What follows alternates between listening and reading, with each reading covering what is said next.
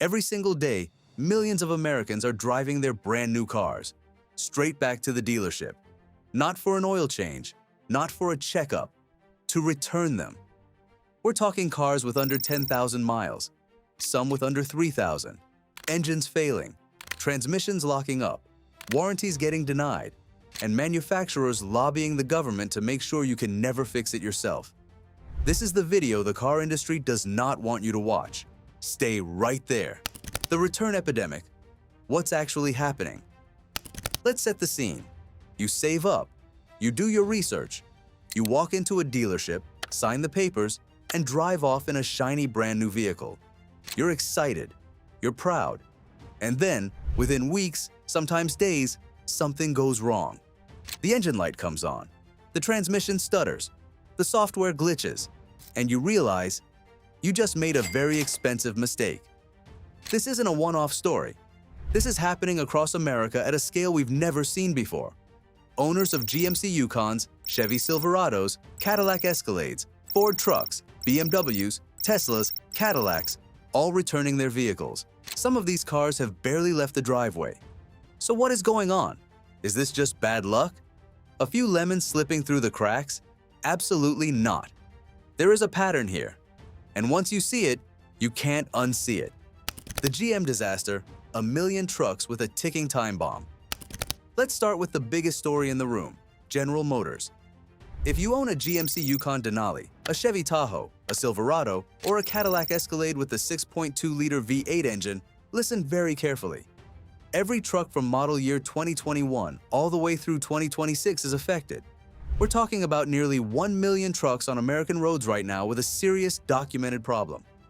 These trucks are randomly losing power, completely, while driving, on highways, on off-ramps, in traffic. One owner described it perfectly. He's cruising, gets off the highway, and suddenly the truck just dies. No warning, no engine power, nothing.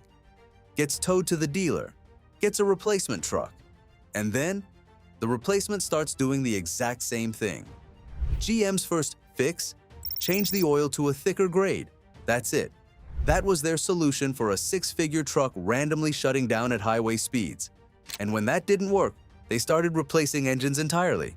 But here's where it gets truly insane. The replacement engines are failing too.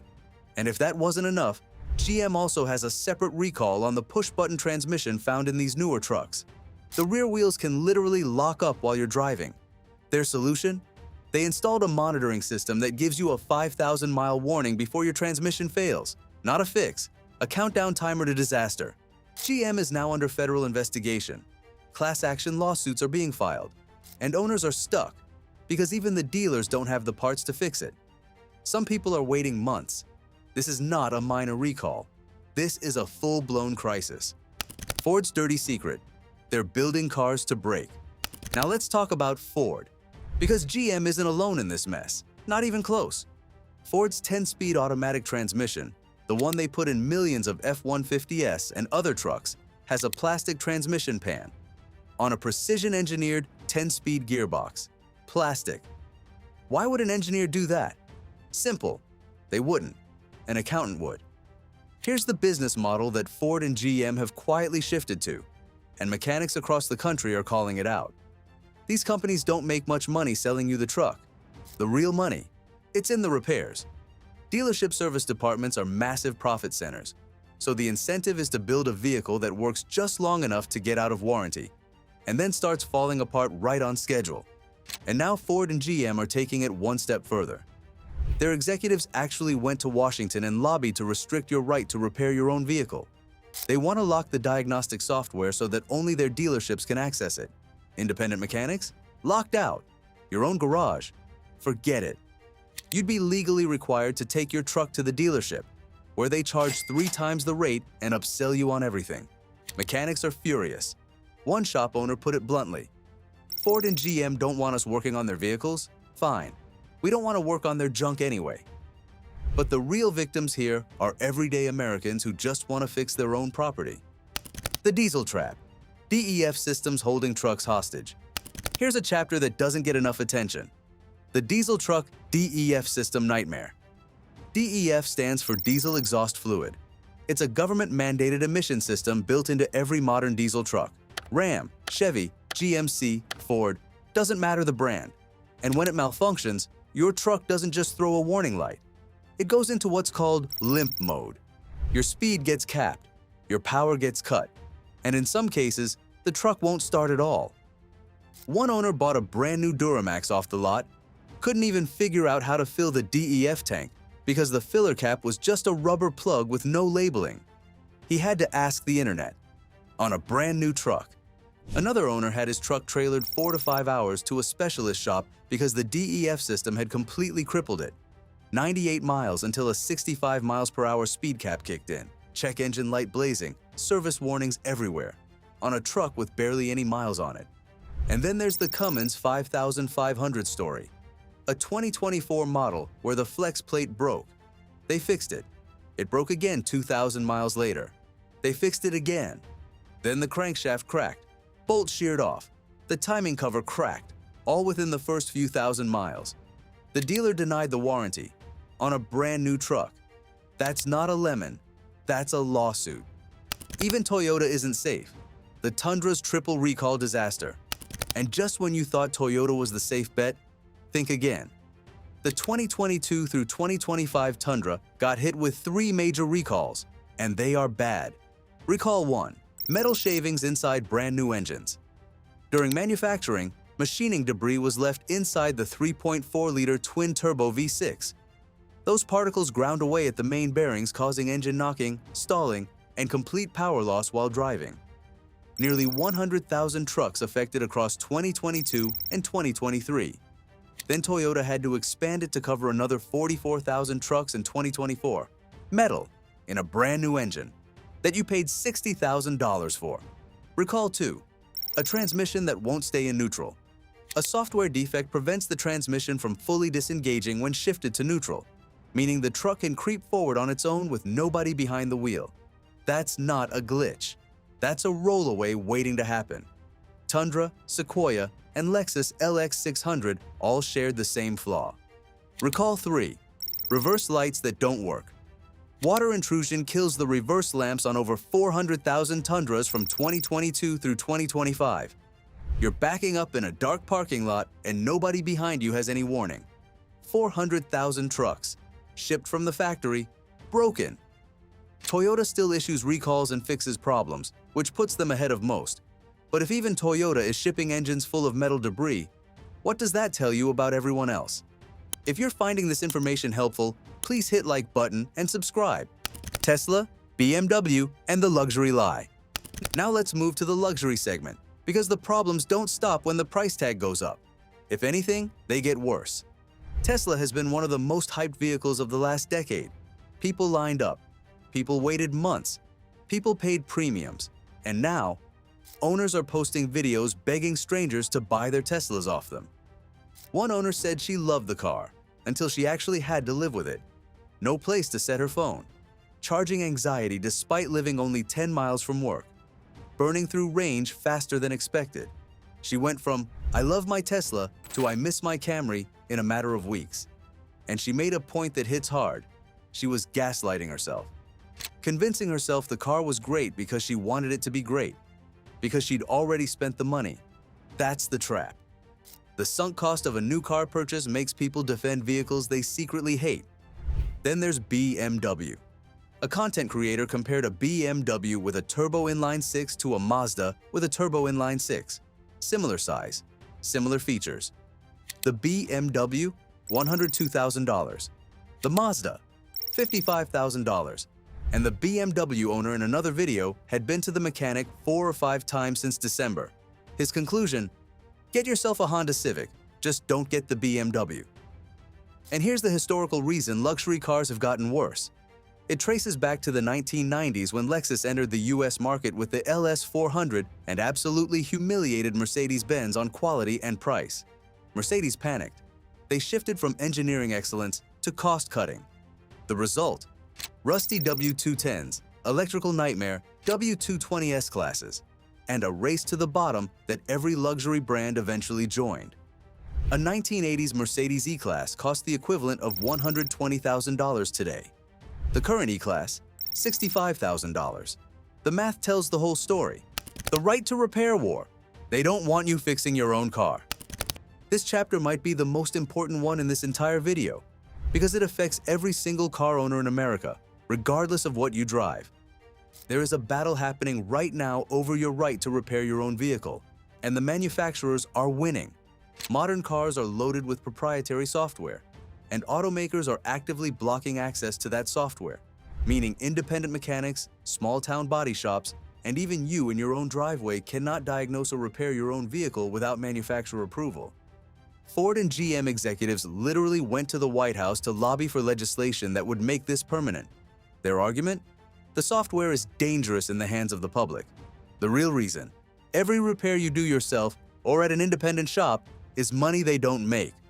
Think about it this way. Anti-steering laws and insurance exist specifically to protect your right to choose where your car gets repaired after an accident. Those laws exist because we recognize that forcing someone to use a specific shop is wrong. So how is blocking diagnostic data any different? You own the car, you paid for it, but you can't fix it without their permission. One mechanic said it perfectly. In what world is this the land of the free if you can't even fix your own property? And that question deserves an answer. The financial trap. Why buying new is the worst decision you can make. Let's talk money. Because beyond the mechanical failures and the software lockouts, there's a financial disaster hiding inside every new car purchase. The second you drive a new car off the lot, it loses value immediately. We're not talking a little bit. We're talking thousands of dollars, gone, before you even get home. And if you financed it, you're now paying interest on a depreciating asset. Every month, you owe more than the car is worth. One young owner admitted it straight. Buying a brand new car was the worst financial decision of his life. Not because the car was terrible, but because of the math. 2 years in, the car was already old. He was still paying new car prices plus interest. He wished he'd saved $20,000 cash and bought used instead. And then there's the leasing angle. One owner made the point that leasing saved him, because when the car turned into a gas-guzzling, value-hemorrhaging problem, he could just hand it back. No negative equity, no rolling debt into the next purchase. Just walk away. The smartest move in today's market? Buy a reliable used vehicle with cash. Something older, simpler, with fewer electronic systems to fail. Something you can actually work on. Something that will still be running in 30 years. Because the cars being built today absolutely will not be. The planned obsolescence conspiracy. Are they doing this on purpose? Here's the question everyone is dancing around but nobody wants to say out loud. Is this all on purpose? Think about it. These are billion-dollar companies with armies of engineers. They have the technology to build cars that last 30, 40, 50 years. We know this because they used to. A 1980s Toyota Land Cruiser is still running today. A 1990s Honda Civic with 300,000 miles is not unusual, but a 2022 GM truck with 9,000 miles is already on its second engine. Mechanics who've been in the industry for decades are saying the same thing. Manufacturers are deliberately engineering components to fail at a specific mileage. Timing chains designed to stretch at 100,000 miles. Turbos built to fail just outside warranty. Plastic parts where metal used to be. Not because they can't do better, because they've calculated that it's more profitable not to. The CEO needs his $50 million bonus. The shareholders need their quarterly returns. And the easiest way to guarantee repeat revenue is to build a car that forces you back into the dealership. For repairs, for parts, and eventually for a brand new purchase because the old one became too expensive to maintain. 20 years ago, we genuinely believed the future of cars was going to be incredible. Better technology, better reliability, better value. Instead, we got push-button transmissions that lock up your rear wheels, engines that fail twice before 10,000 miles, and software that locks you out of your own vehicle. The future arrived, and it's a lemon.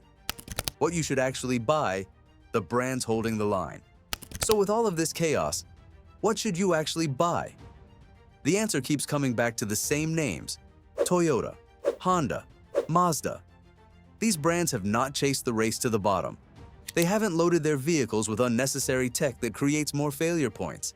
They haven't lobbied to lock you out of your own car. A 2007 Honda with hundreds of thousands of miles is still on the road. Meanwhile, a 2024 Cadillac is on its fourth visit to the mechanic since December. That contrast tells you everything. Mazda in particular is having a moment, offering near-luxury quality, turbo engines, premium interiors, and doing it at half the price of German competitors. The Mazda CX-5, CX-50, and their sedan lineup are consistently ranked among the most reliable vehicles on the market. And if you're set on a truck, look at older body styles, pre-2019 if possible, before the push-button transmissions, before the DEF systems became mandatory, before the 6.2-liter V8 became a liability. Find something simple, mechanical, and fixable, because the ability to fix your own vehicle while you still legally can is worth more than any touchscreen infotainment system. The old mechanic in the video said it best. He's going back to building old vehicles, putting a 200-horsepower Honda engine in a dune buggy, because at least he knows it'll run. Millions of Americans are returning their new cars, and now you know exactly why. So tell us right now in the comments, what brand do you drive, and has it let you down? Your story could save someone else from making a $60,000 mistake. And if you enjoyed the content, smash that like button and subscribe for more auto content. Thanks for watching, and see you in the next video.